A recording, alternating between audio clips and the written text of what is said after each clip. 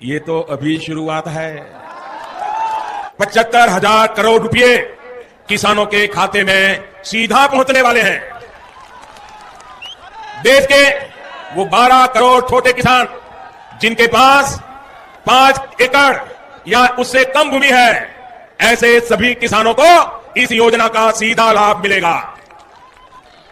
अब किसानों को पीएम किसान सम्मान निधि से जुड़ी एक बड़ी खबर है। बजट में किसानों की सम्मान निधि की राशि बढ़ेगी, ये बहुत बड़ी खबर है।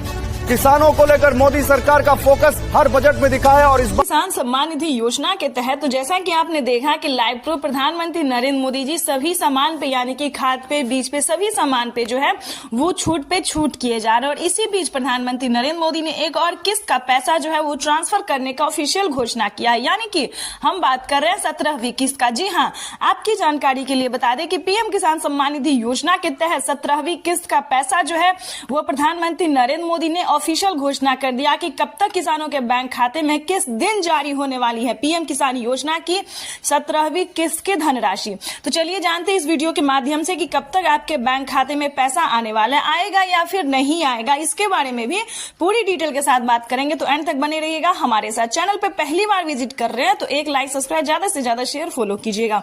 बढ़ते हैं आगे वीडियो में। हम बात करते हैं पीएम किसान सम्मान निधि योजना के तहत लाभार्थी किसानों के बैंक खाते में 2,000 रुपए की 17वीं किस्त इसी महीने यानी कि मई महीने के लास्ट तक आने वाली है। मई महीने से लास्ट से लेकर जून के फर्स्ट तक आने वाले हैं पीएम किसान योजना का लाभ।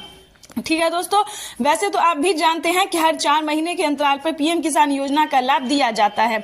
तो उसके तहत जो है वो 4 महीने का क्राइटेरिया किसानों का पूरा हो गया है और प्रधानमंत्री नरेंद्र मोदी जी पीएम किसान सम्मान निधि योजना की कभी भी अगली किस्त की धनराशि ट्रांसफर कर सकते हैं। ठीक है, तो इसके लिए परेशान होने की जरूरत नहीं है।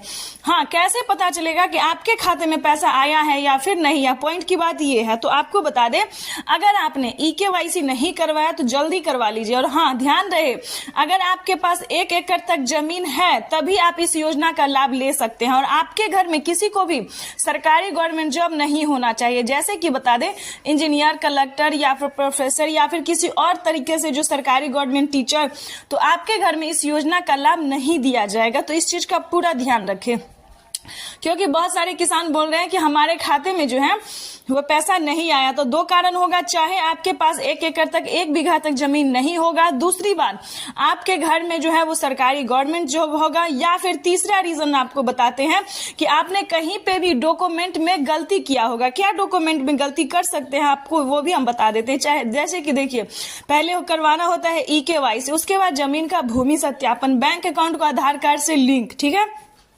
रजिस्ट्रेशन करना, उसके बाद जो है आवेदन की प्रक्रिया आपको सही देना होता है, क्योंकि आवेदन देने के दौरान सभी चीजों का ध्यान भी रखा जाता है।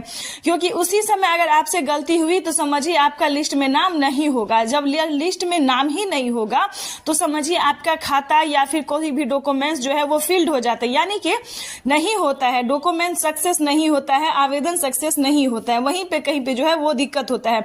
तो पहली बात तो बता दें, आवेदन देने के दौरान सभी चीजों का यानी कि मोबाइल नंबर के अच्छे से डालें, क्योंकि मैसेज जो है मोबाइल पे ही आएगा। EKYC नंबर अच्छे से डालें, रजिस्ट्रेशन नाम, अपना नाम, पता, डिस्ट्रिक्ट, सब डिस्ट्रिक्ट, ये सब जो है बहुत महत्वपूर्ण माना जाता है। ठीक है, और हाँ, आपके पास कम से कम राशन कार्ड भी होना चाहिए।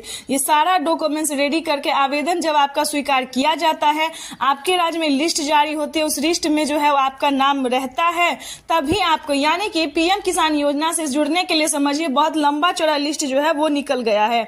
तो इसको फॉलो करते हुए अगर आप ऐसा सब कुछ सही तरीके से करते हैं तो ही आप पीएम किसान योजना का लाभ ले पाएंगे, नहीं तो आप इससे वंचित हो सकते हैं। क्योंकि बहुत सारे किसान जो है उनका पेमेंट प्रोसेस में पिछला किस्त भी पैसा नहीं मिला है। लेकिन विश्वास कीजिए, अगर आपका डॉक्यूमेंट रेडी होगा, आवेदन सही टाइम पे सही होगा, सब कुछ रेडी होगा, तो आप पीएम किसान योजना का लाभ जो है वो घर बैठे आप उठा सकते हैं। ठीक है, तो इन सभी चीजों का ध्यान रखें। कहीं पे भी आपको दिक्कत हो तो पीएम किसान के ऑफिशियल वेबसाइट पे जाके आपको पूरी हेल्प दी जाएगी, जैसे कि कैसे EKYC करवाया जाता है, कैसे ऑनलाइन आवेदन किया जाता है, या फिर ऑफलाइन भी कर सकते हैं, जैसे कि CSC सेंटर से आपके जो जिस भी राज्य से है वहां पे जो है वो CSC सेंटर होगा, वहां से आप जो ऑफलाइन भी आवेदन कर सकते हैं या फिर अपने पोस्ट ऑफिस से संपर्क कर सकते हैं। यानी कि बात करें तो अगर आप पोस्ट ऑफिस से संपर्क करते हैं तो वहां पे आपको पूरी डिटेल बताई जाएगी। ब्लॉक से संपर्क कर सकते हैं, यहाँ पे आपको पूरी तरह से और ऑफलाइन जो है वो मदद की जाएगी।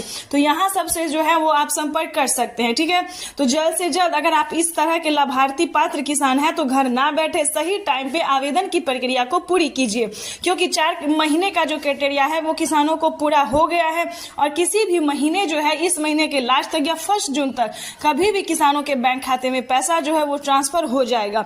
लेकिन ध्यान रहे, यूट्यूब पे किसानों को बेवकूफ बनाया जा रहा है कि पैसा जो है वो ट्रांसफर हो गया है। ठीक है, तो आपको इस वीडियो के माध्यम से सही जानकारी मिलेगी, यहाँ पे कोई फॉल्स नहीं बात करते हैं।